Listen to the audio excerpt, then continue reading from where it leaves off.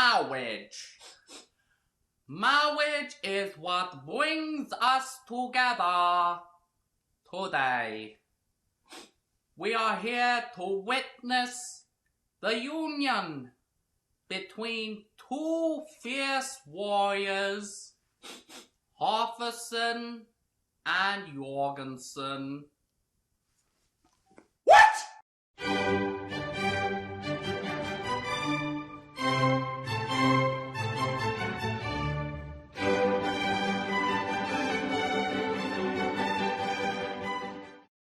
Okay, Father John, what is our today's summary of Snotlout gets axed, or gets the axed, or is it what it's called? Snotlout gets the axe. So what's our summary? Is that there is a union between... Speak normally. Oh, okay. Alright. There's going to be a union between members of Astrid's family and Snotlout's family, which is apparently unheard of before, because neither families can get along. What, like Romeo and Juliet? No, more like, dogs and cats living together, mass hysteria. Ah, there we go.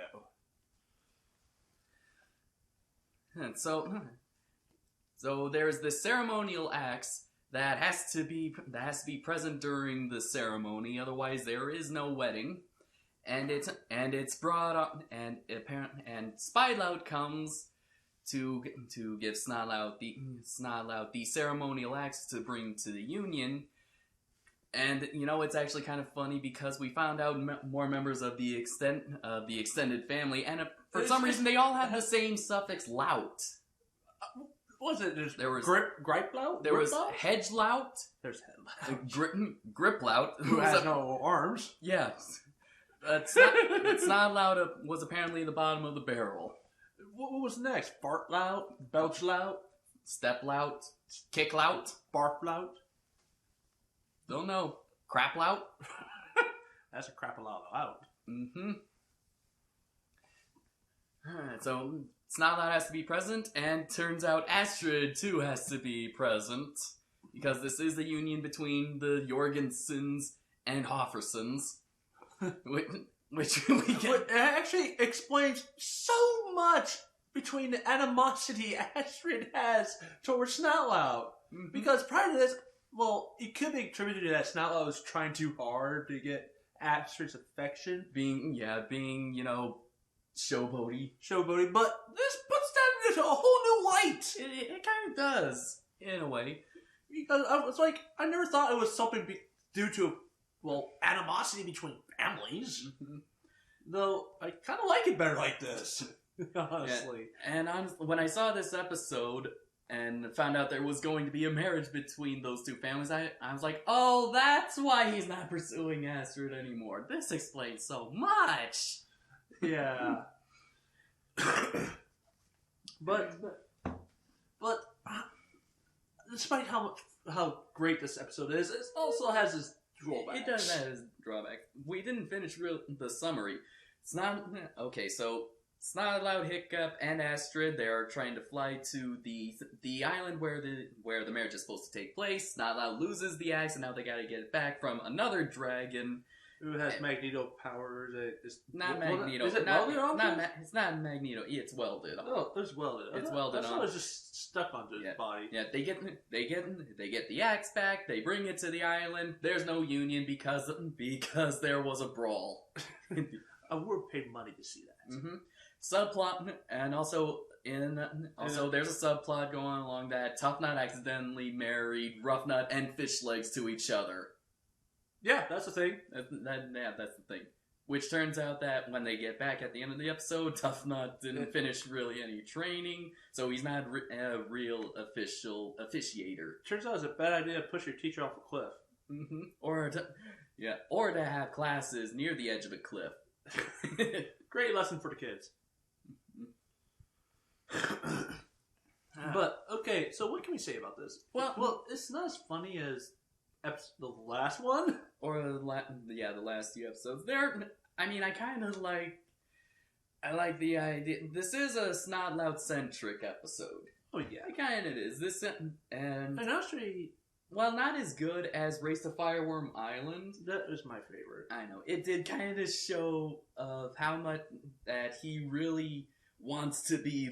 He wants to be the apple of his dad's eyes. I have no better phrase. He wants to be Pretty much, he wants to achieve this trope. Good luck, good job, son. Yeah. He wants his dad to acknowledge him. Which is kind of weird because that's the same thing that Hiccup went through in the very first movie. Exactly. And it's touching, really. But it's kind of bogged down by the fact that, okay, I understand one breather episode, but two? Yeah, it is starting to get it is starting to become apparent that these middle episodes, it always seems to be the middle episodes where things are just being dragged out. They're trying to drag the main storyline out. Yeah, not that I'm complaining, but it's just, it felt out of its element, really. Though it does give some more story of background for families.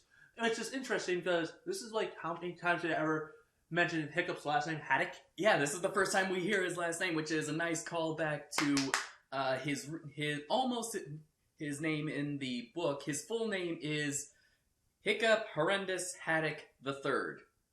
Try to say that from the Stanley School of Naming. Try saying that 3 times as fast. Hiccup Horrendous Haddock III. Hiccup Horrendous Haddock III. Hiccup Horrendous Haddock III. God damn, man! Theater acting does that to you? It does. Jesus! But, yeah, so we get to know this apparently there's no concept called a divorce, apparently. No. In apparently in this Viking tradition, and I say that because I know nothing about Viking traditions in reality, but in the Dragons universe, death till death do us part is quite literal. And to see Fishleg's reaction to being actually married to Roughnut. Ruff's the girl. Roughnut is hysterical. And the thing that scares me the most is she was in her house. She brings her pet, her stuffed shark. The shark comes back. The shark comes back, and I'm terrified because that is the one terrifying piece of thing. It still has its teeth. Freaking, how would you like it? A bear still has its teeth. A raccoon still has its teeth. A hawk still has its Have you seen that shark's teeth right there? That literally, she throws it in front. It could be my leg. Okay, yeah. Like, at least with a bear, you have a smaller chance of that happening. Okay, true. Yeah, that shark has no lower jaw, and I'm pretty sure, and it has. We did see it. It definitely had a belly, so it has no lower jaw. Yeah. So I'm like, that's sad. They cut off the poor animal's jaw. Yeah, that's kind of terrifying. And also, there's like, what other callbacks? Oh yeah, speaking of callbacks, so Astrid and Hiccup are poking fun at Snotlout, and they're making so many callbacks. Yeah, because of all the decisions he made that kind of put them in danger. Let's see. There's the incident with the change wings in season 1. Let's see. Releasing the Skrill, which he blames the twins. Yes. And also, how he went into the whirlpool vortex. The whirlpool, which was also in season 1. Yes. And he's not. He's willing to, and he's just willing to blame everyone else. Like, it was the twins' fault. Act of Thor, kind of thing. Act of Thor. Act of Thor. But really, the ending, it is kind of, because he is willing. At the end, he is willing to accept the responsibility. He's willing to man up. Yeah. And I liked how it was kind of like, it was horrifying for Fishlegs to have to be married to Roughnut, but when you just look past it, and after seeing Roughnut's affection, I can't help but go, aww. I know, and plus, I don't think we would be too far out of line in saying this is must probably what starts the whole romantic feelings between that Fishlegs has for Roughnut. Yeah, I'm willing to bet that too. But and now. Okay, we have talked about some of the good aspects. Not the bad.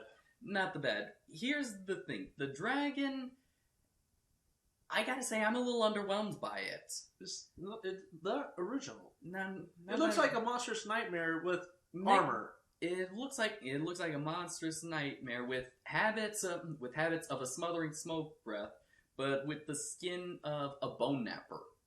Yeah, that sums up. So the dragon is uninspired, unoriginal. That's a little harsh. I have to be because it's okay. First off, we went to season 3 of the part 1, the first 13 episodes, Mm-hmm. and we saw the death song. Okay, yeah. Quake, rattle, and roll. Despite how horrendous that episode, we got to see that one, the quaking. And then part 2 of Dragon-Eyed Beholder with the Snow Wraith. yeah, Snow Wraith. So look at those designs, and then compare it to that. It's sad. I will say it does feel a little lazy. Yeah, a little lazy. That's why I say it's kind of underwhelming, really. The fact that its fire can be used is so bright that it can actually blind dragons. That's a little bit.